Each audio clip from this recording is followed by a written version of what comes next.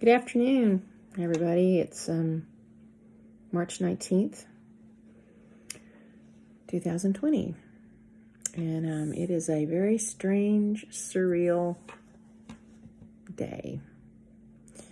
The last time I was on here, I was just ranting and questioning things. There's something going on that we don't know about. I have my thoughts about it, but it's neither here nor there. The Lord is in control, and He has us no matter what we face. And I was reading in Mark today about how the wind and the waves obey Jesus. And some of the words that were used in it, the way that Mark writes it, all the phrases and all the words that God chooses in His Word are there for a purpose. And if you have any other thoughts about it, I'm glad to hear them too. But I'm just going to read this little story, which you know about. You know the story. It's when Jesus, he's spoken parables to the crowd, and it says, on the same day when evening had come, He said to them, "Let us cross over to the other side." So He's telling them, let's do it. Just like the time He sent them out, by His orders, they went out in the sea, and then He walked on the water, and a big storm and all that. Well, this is a different one because He's with them. Now, when they had left the multitude, they took Him along in the boat as He was. As He was. Why do they point out as He was? What other way is it? But it says they took Him along in the boat as He was. And other little boats were also with Him. What other little boats? I'm just looking at this. I'm thinking, what other little boats? Who was in the other little boats? And a great windstorm arose, and the waves beat into the boat so that it was already filling. The facts were that the boat was filling with water. And if a boat fills with water, it sinks. That's a fact. But He was in the stern. That's the back of the boat, asleep on a pillow. Now, I've always wondered, He had to be extremely exhausted. I guess that means as He was. He had to be extremely exhausted to be able to be asleep on a pillow in a big storm like that. Now, it says a windstorm. So it isn't raining. It doesn't say it's raining. I never noticed that before. I always wondered, He's sitting there in the rain on a pillow. It doesn't say that. It says it's a windstorm. So that's causing the waves to beat against the boat. But He was in the stern, asleep on a pillow. Ooh, but He's asleep. He's exhausted. And they awoke Him and said to Him, "Teacher, do you not care that we are perishing?" And I've always thought, all right, He's in the boat with them, so if they went down, He'd go too. And what were they expecting Him to do? I guess they just wanted Him to care.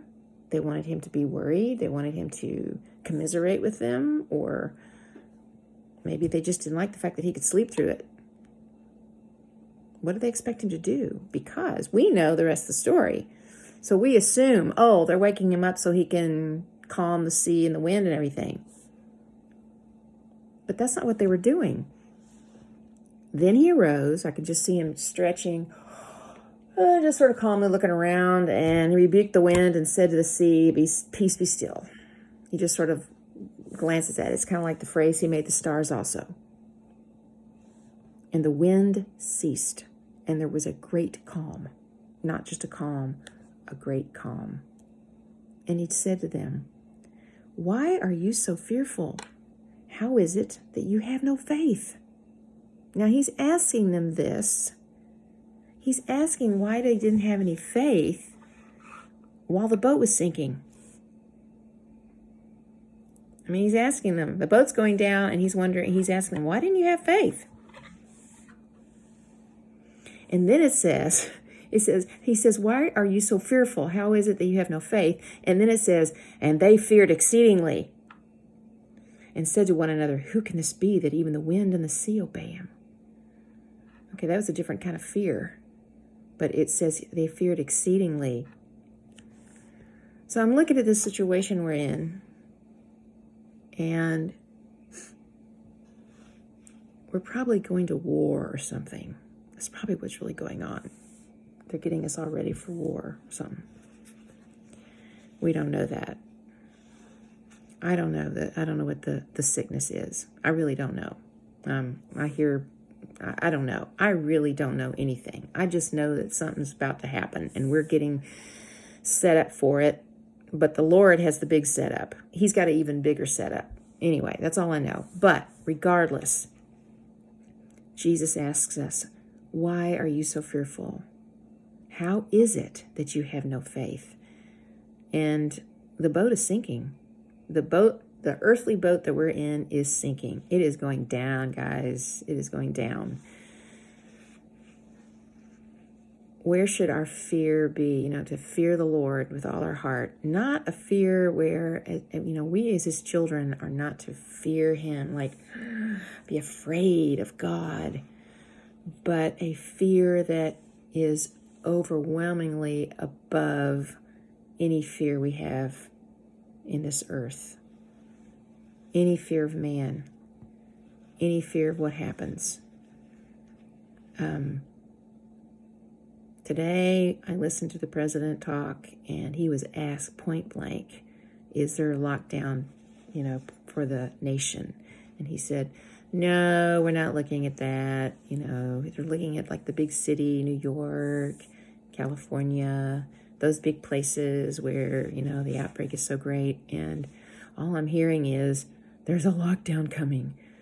I just don't believe what anybody's saying. But Jesus, we can bank on what Jesus says. He says, why are you so fearful? Go to sleep. Not, be aware, but you can rest. Jesus was resting. He was asleep. And all he did was he just sort of looked up and, peace, be still. Boom. Who can this be that even the wind and the sea obey him? He's God, you guys. Our Father is God. The one who created the stars also.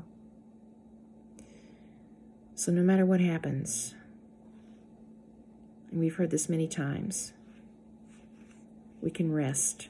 And we need to remember that because, Jesus did tell us to not be afraid. God told us so many times not to be afraid because what we would see with our eyes does look fearful.